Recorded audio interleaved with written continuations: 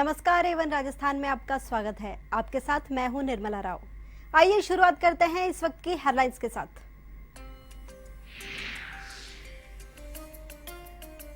अजमेर दरगाह blast मामले में आया फैसला, दोनों दोषियों को सुनाई उम्र कैद की सजा। एनआईए की विशेष अदालत ने सुनाया फैसला।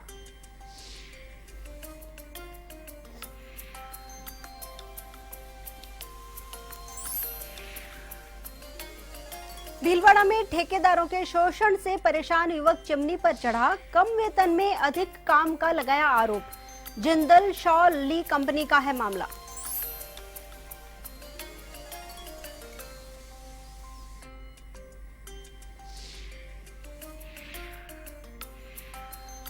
अलवर के नीमराना में बाइक को डंपर ने मारी टक्कर, हादसे में मासूम की मौत, 3 घायल। पुलिस हादसे की जांच में जुटी।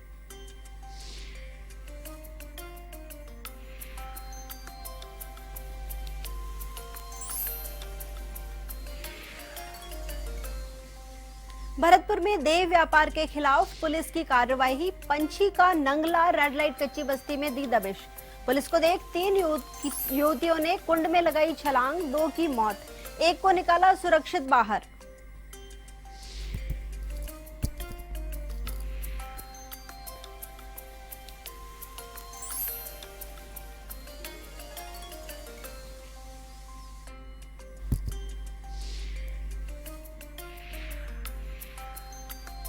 जोधपुर में पीसीपीएनडीटी की कार्रवाई, सीटीजी मशीन से भ्रूण परीक्षण का मामला आया सामने। आरोपी डॉक्टर सहित सहयोगी गिरफ्तार।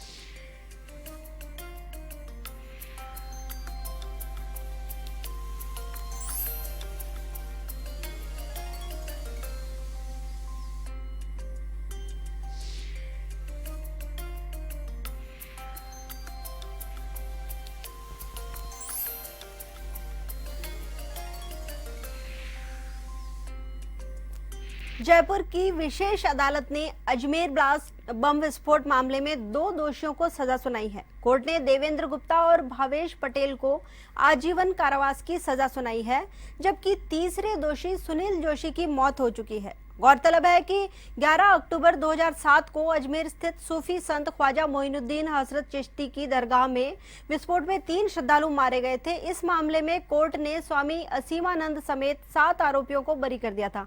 राष्ट्रीय जांच एजेंसी एनआईए के मामलों की स्पेशल कोर्ट के जज दिनेश गुप्ता ने अजमेर दरगाह परिसर में हुए बम विस्फोट मामले में देवेंद्र गुप्ता, भावेश पटेल और सुनील जोशी को दोषी करार दिया था।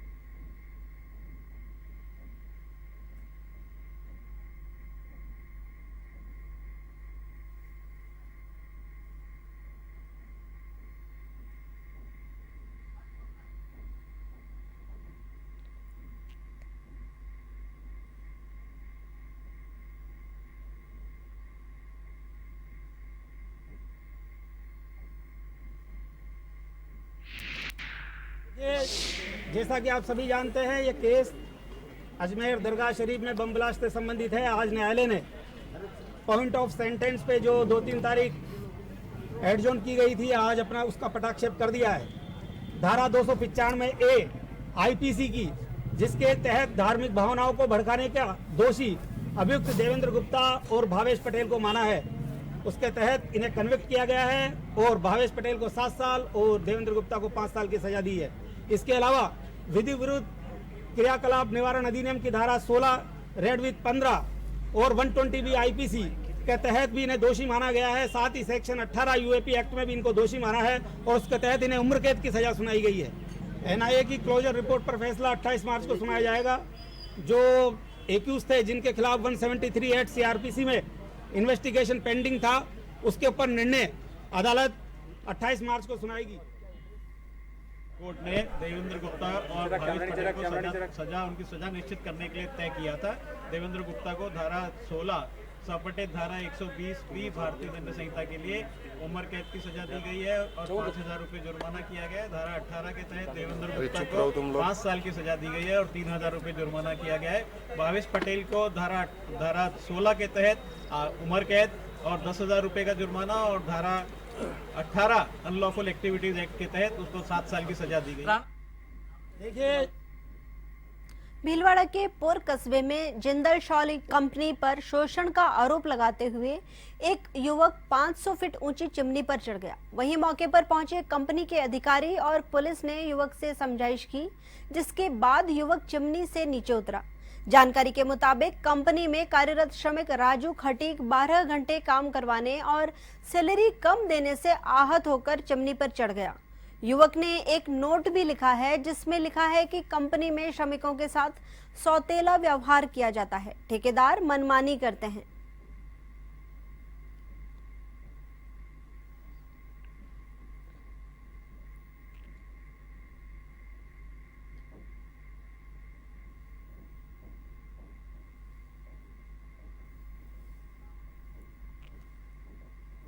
जोधपुर में पुलिस ने बड़ी कार्रवाई करते हुए देह व्यापार का पर्दाफाश किया है। पुलिस ने शहर के कुड़ी भगतासनी हाउसिंग बोर्ड इलाके के एक घर पर छापा मारकर इस कार्रवाई को अंजाम दिया है। जानकारी के अनुसार शहर के इस इलाके में लगातार जिस्म फरोशी के कारोबार की शिकायतें मिल रही थी, जिसमें पुलिस ने अपनी ही टीम के एक कांस्टेबल को बोगस ग्राहक बनाकर भेजा, जिसने 1,000 रुपए में सौदा तय कर लिया, जिसके बाद पुलिस टीम को सूचित कर दिया। इस पर पुलिस ने छापामार कार्रवाई करते हुए अहमदाबाद निवासी 2 युवतियों सहित 2 ग्राहकों को भी गिरफ्तार किया है।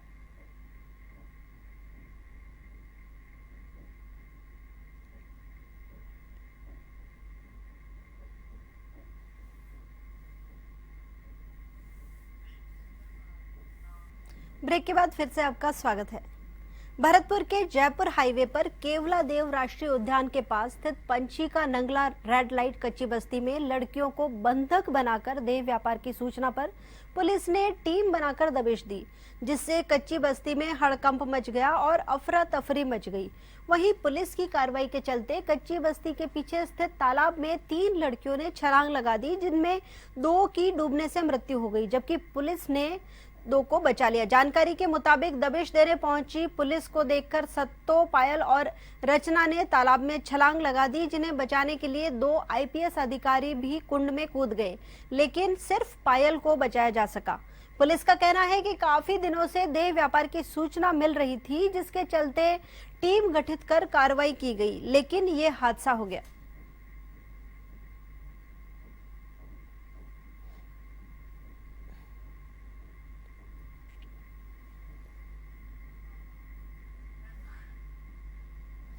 जोधपुर में अवैध रूप से लिंग जांच करने के आरोप में पीसीपीएनडीटी की टीम ने कार्रवाई करते हुए खींची अस्पताल की डॉक्टर सुशीला और सहयोगी कुलदीप को गिरफ्तार किया है। साथ ही अस्पताल से सीटीजी मशीन, लैपटॉप और अन्य उपकरण जब्त किए हैं। जानकारी के मुताबिक डॉक्टर सुशीला ने लिंग जांच का अलग ही तरीका अपनाया। डॉक्टर बच्चों के दिल की धड़कन जांचने वाली मशीन के साथ अन्य उपकरण जोड़कर भ्रूण के लिंग की जांच कर रही थी, जिसके खिलाफ लंबे समय से शिकायतें मिल रही थी। वहीं सीटीजी मशीन से भ्रूण परीक्षण का प्रदेश में यह पहला मामला सामने आया है।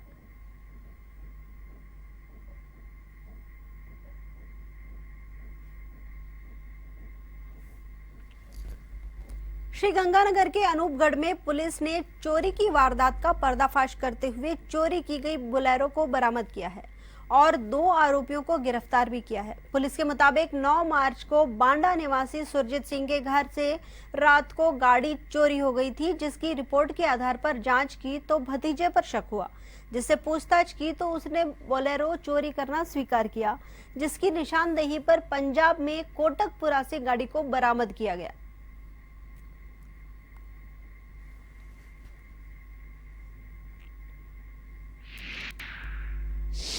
और अन्य लोगों से पता चला कि इसका मुश्किल का सगा भतीजा है, जो बदमाश प्रवृत्ति का है। घटना के बाद से वो लापता था, उसका कोई अता पता नहीं चल रहा था। वो गया सिंह नाम का है, जो उसका भतीजा है, वो खुद ही थाने पे आया और कहा साहब मेरा नाम तो वो अन्य कारणों से ले रहा है, मैंने कोई गाड़ी नहीं छोड़ी है। उसके बाद में जो उससे थोड़ी सख्ताई से पूछने लगे, उसको सवाल जवाब करने लगे, तो वो भाग छूटा। जिसको पीछा करके पकड़ा, सख्ताई से पूछा तो उसने कहा गाड़ी मैंने चुराई है और कोटकपूरा पंजाब में मैं बस स्टैंड के ऊपर गाड़ी खड़ी करके आया हूँ। तो इसकी निशानदेही से हमने कोटकपूरा से गाड़ी बरामद कर ली है। मुलजिम और उसके सहयोगी को हमने 2 को गिरफ्तार कर लिया है। बाड़मेर के समदड़ी कस्बे की रामदेव कॉलोनी में शिक्षक ने अपने ही घर में फांसी लगाकर जान दे दी। वहीं घटना के बाद मौके पर पहुंची पुलिस ने शव को पंखे से उतरवाकर परिजनों को सूचना दी। मृतक की पहचान सुखवीर सिंह निवासी हरियाणा के रूप में हुई, जो लालना गांव के सरकारी स्कूल में इंग्लिश का अध्यापक था। वहीं परिजनों की रिपोर्ट पर पुलिस ने मामला दर्ज कर जांच शुरू कर दी है।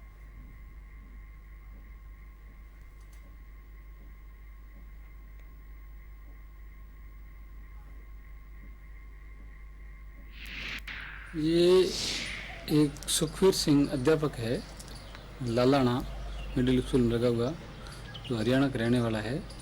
वो उसके भाई ने आज एक रिपोर्ट पेश की है कि मेरा भाई होली की छुट्टी के बाद में अपनी ड्यूटी पे आया था। 19 तारीख को उससे घर वाला से बात हुई थी, उसके बाद बात नहीं हुई। तब उनके परिचित को इस बाबत पूछताछ की और परिचित ने उसके कमरे पे जाके देखा तो अपने कमरे, किराए के कमरे में फांसी पे लटक रहा था। ये बात उन्होंने परिजनों को बताई। परिजन आज सुबह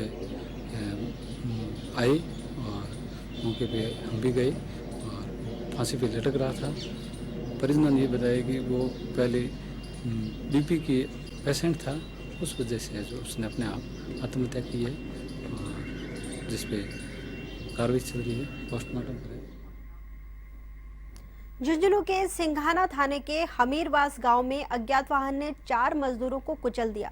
हादसे में 1 मजदूर की मौत हो गई, वहीं 3 मजदूर घायल हो गए, जिन्हें स्थानीय लोगों ने अस्पताल में भर्ती करवाया, जहां डॉक्टरों ने एक को गंभीर हालत के चलते जिला अस्पताल में रेफर कर दिया है। जानकारी के मुताबिक हमीरवास के पितराम, झाबरमल, संतलाल और लीलाधर चिनाई का काम करके लौट रहे थे। तभी रास्ते में हमीरवास के निकट सिंघाना से बुहाना की तरफ जा रहे अज्ञात वाहन ने पीछे से चारों को टक्कर मार दी। हादसे में लीलाधर की मौके पर ही मौत हो गई, जबकि तीनों घायल हो गए हैं।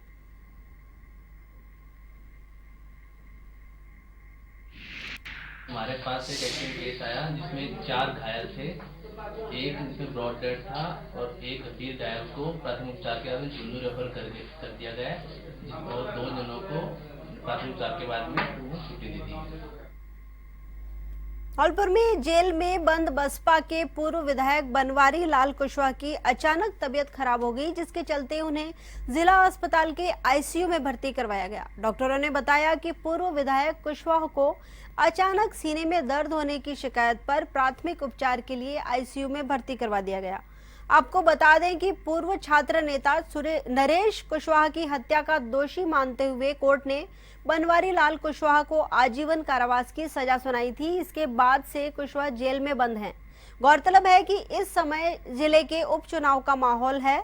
कुशवाहा की पत्नी भी भाजपा प्रत्याशी के रूप में चुनाव मैदान में है।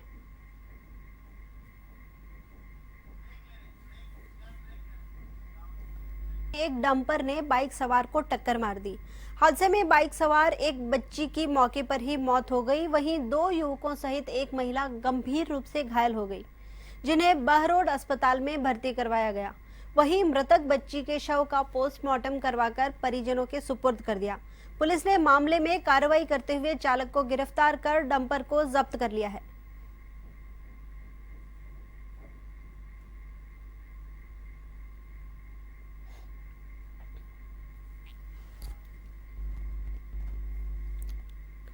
अजमेर के नसीराबाद में ट्रेलर ने बाइक को टक्कर मार दी। जानकारी के मुताबिक कस्बे के अंबेडकर सर्कल पर तेज गति से आ रहे ट्रेलर ने बाइक को चपेट में ले लिया, जिसमें गनीमत ये रही कि बाइक सवार उछलकर सड़क के साइड में गिर गया, जिससे उसे हल्की चोटें आईं। वहीं हादसे में बाइक चकनाचूर हो गई। घटना की सूचना के बाद मौके पर पहुंची पुलिस ने मामले की जानकारी लेकर जांच शुरू कर दी है।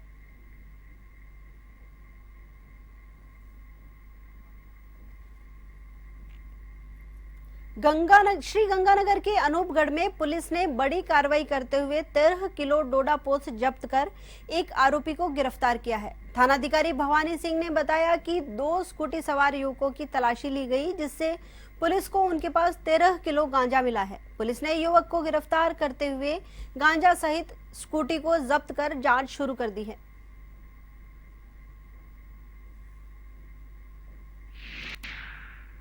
हमें रात्रि को लगभग 8:15 बजे सूचना मिली कि एक स्कूटी आ रही है जिसके ऊपर डोडा पोस्ट आ रहा है। इस सूचना पे हमने बस डिपो के सामने नाका लगाया। थोड़ी देर बाद में एक स्कूटी आती हुई दिखाई दी, जिसको मुखबिर ने बताया था। उसका रोकने का इशारा किया, नहीं रुका, आगे भागने की कोशिश की, पीछा किया तो स्कूटी जो चला रहा था वह व्यक्ति स्कूटी अचानक रोक करके भाग गया। अंधेरे का लाभ उठा के वो फरार हो गया। दूसरा आरोपी अनिल सनोव रोशनलाल ढोली है, 21 साल का, रावला का रहने वाला है। उसको हमने गिरफ्तार कर लिया और उसके कब्जे से 13 किलो डोडा पोस्त हमने बरामद किया है। मुकदमा दर्ज कर लिया गया है। बारां के आदिवासी अंचल में भूसे से भरे वाहन बाजारों से गुजर रहे हैं। इससे आबादी वाले सड़क मार्गों पर दुर्घटना घटित होने की आशंका बनी रहती है। ये वाहन बाजारों के बीच में बिजली की लाइनों के नीचे से होकर गुजरते हैं, तो हमेशा स्पार्किंग होने से आग लगने का खतरा बना रहता है। ग्रामीणों के मुताबिक पुलिस प्रशासन से आबादी क्षेत्र से ओवरलोडिंग ट्रकों पर रोक लगाने की मांग की थी, लेकिन पुलिस प्रशासन भी इसके खिलाफ कोई कार्रवाई करता नजर नहीं आ रहा है। पुलिस प्रशासन के ढीले रवैये के प्रति लोगों में रोष बना हुआ है। ऐसे में ओवरलोडिंग भूसे से भरे ट्रक चालकों के खिलाफ कोई कार्रवाई नहीं होने से इनके हौसले बुलंद होते नजर आ रहे हैं। लोगों ने पुलिस प्रशासन के उच्चाधिकारियों को ज्ञापन भेजकर उचित कार्रवाई की मांग की है।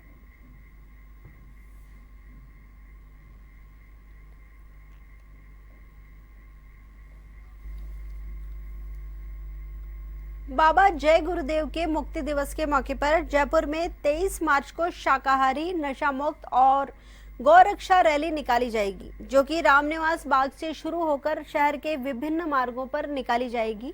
यह पर्व हर साल राष्ट्रीय दिवस के रूप में 23 से 30 मार्च तक जय गुरुदेव के अनुयायियों द्वारा सघन प्रचार कर मनाया जाता है, जिसका उद्देश्य लोगों को नशा मुक्त और शाकाहारी बनाना है।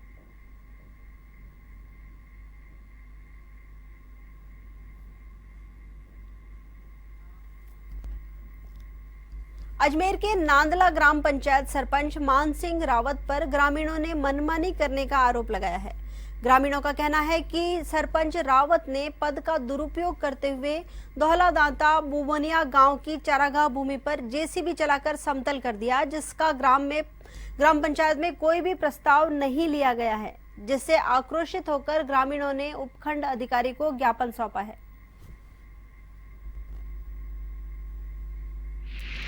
गांव की पहले पुरानी नाड़ी है और यहाँ पे अपनी गोविंद बाबा की सहायता से और नरेगा की सहायता से एक कुआं पुता हुआ था।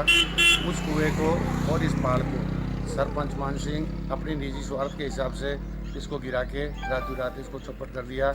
और जो इसमें पेड़ पौधे लगे थे, गाँव के पास में पेड़ पौधे लगाने चाहिए या इसको मॉडर्न तालाब बनाना चाहिए था, ना कि इसको बर्बाद करके इस तरह का इस पर कार्रवाई करना चाहिए था। टोंक जिले के देवली में एबीवीपी के छात्रों ने उपखंड अधिकारी कार्यालय के बाहर नारेबाजी की। उन्होंने शहर में कोचिंग संस्थान व कंप्यूटर सेंटरों के दस्तावेजों की जांच कर फर्जी संस्थानों को बंद करवाने की मांग की है। छात्रों ने उपखंड अधिकारी रवि वर्मा को ज्ञापन सौंपा। छात्रों ने बताया कि देवली में अनेक कोचिंग संस्थान व कंप्यूटर सेंटर संचालित हैं, जो छात्रों के भविष्य को सपने दिखाकर मोटी रकम लूटते हैं और एडमिशन करने के बाद संस्थान को बंद करके भाग जाते हैं।